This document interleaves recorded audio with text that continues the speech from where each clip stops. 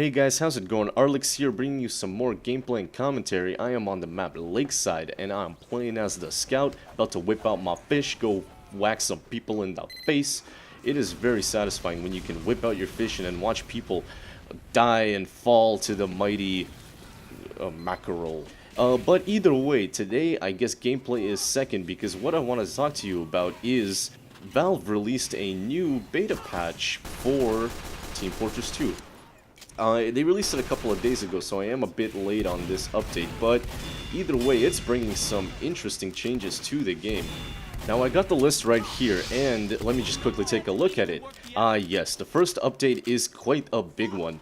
Valve is finally increasing the amount of hats and accessories you could put on your character. They are now increasing it to 2, so you could hypothetically stack 2 hats onto your head now. Yes, this was a change long coming, and it is a step in the right direction in my opinion. Eventually, it seems like if this continues, we're going to be stacking unlimited amount of hats on us and looking totally goofy. Now, you might ask, why hats? Who cares about hats? Well, this is Team Fortress 2, did you forget? Obviously, hats is what makes the game important and big in the first place. Just listen to Patrick explaining it. You don't understand.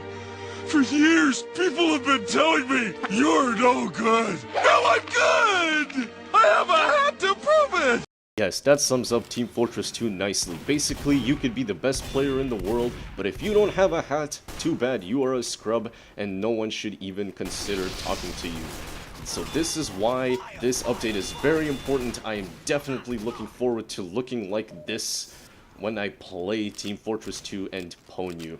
Well, actually, okay, it's not as glamorous as it sounds. If you keep reading, it does say that it only increases up to 2 misc slots, so you can't really look like that. You can't really put 2 towering pillars of hats onto you and be 10 feet tall.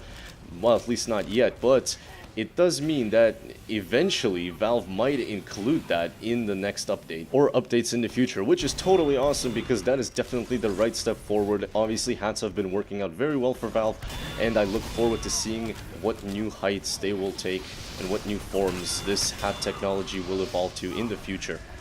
But either way, new hat technology is not the only highlight of this update. There are a few minor changes that will be coming to you shortly, and these are also some to be excited about. The first big one, I'd say this is pretty big, is that the Pyro can now equip the Reserve Shooter, which kind of makes sense if you think about it. The Reserve Shooter, of course, gives you mini crits on people who are up in the air at the time you hit them, so it was only available to the Soldier, where you could bump the people up into the air and then finish them off with a few mini crits. Now you can air blast people up and then kill them that way. I'm probably going to make a video on it, see how it goes. Right now it sounds pretty cool. Oh, by the way, just to give you context right now, this did switch to a new game. Our teams were scrambled, and I, of course, got put on the team with the 4 spies and the 2 snipers, so we weren't really doing much. We've already passed a minute into the game, and I was playing as a scout, and I couldn't really do much because there were a couple of heavies and an engineer on the point, which is kind of weird because we had 2 soldiers on our team and 3 spies that could not be able to take out that sentry. So I do kind of die here a bit on purpose because I wanted to stop playing scout and switch matters into my own hands. I started playing as a soldier, and I have been getting pretty good with the soldier class as it is. I'm doing a lot better now. As you can see in this video, I thought I did pretty decent. But back to what I was talking about, updates. Let's see, what's the next one on the list? Now, there is a bit more updates, just a bunch of buffs and debuffs happening all around. You could, by the way, find this on TF2 Wiki. Always use that. It's a great website. It's like basically Google for Team Fortress 2. And there were a couple of things that really piqued my interest. The first one is that the Tomislav now reduces the wearer's health by 50. The Tomislav is, of course, probably my favorite weapon from the heavy set, and it is kind of sad seeing that it's nerfed, and kind of pretty majorly, really. As a heavy, health is kind of an important issue. It's your biggest buff against other classes, so I'm probably not going to be using the Tomislav anymore after this. Now, the next update that I kind of liked was the Widowmaker now uses 30 metal per shot instead of 60.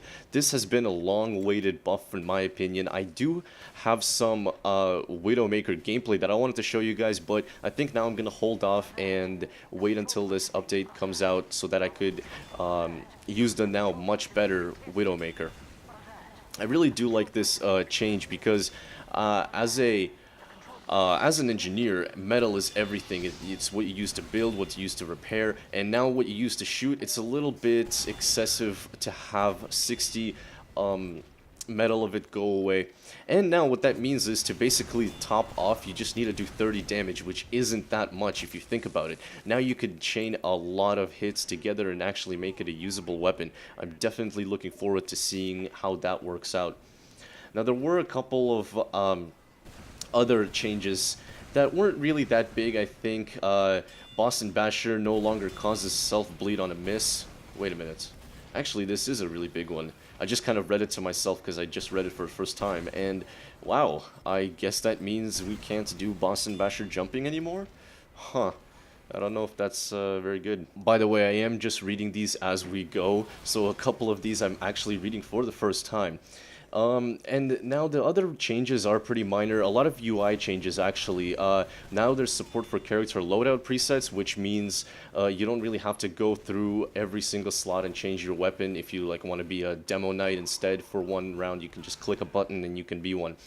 And I think that's pretty much it. Kind of a minor major update, kind of a medium one. And I think that does conclude the patch notes, at least all the ones that are kind of important.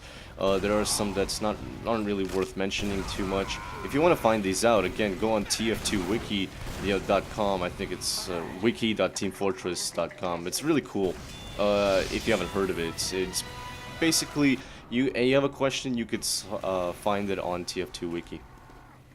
And now the game is almost over. I do top score. And yeah, I guess I don't have much else to talk about, so I'll just leave you to the end of the game. And once again, thank you guys for watching. I hope you enjoyed it. If you did, make sure to press the like button, comment on what you liked about it. It helps me out a lot in the future to know what you guys like and don't like. And please press the subscribe button if you want to stay up to date with all my videos in the future. I'm gonna try and release a video once every week. I'll see how that goes. Maybe 2 a week if I have the time. And see you guys later.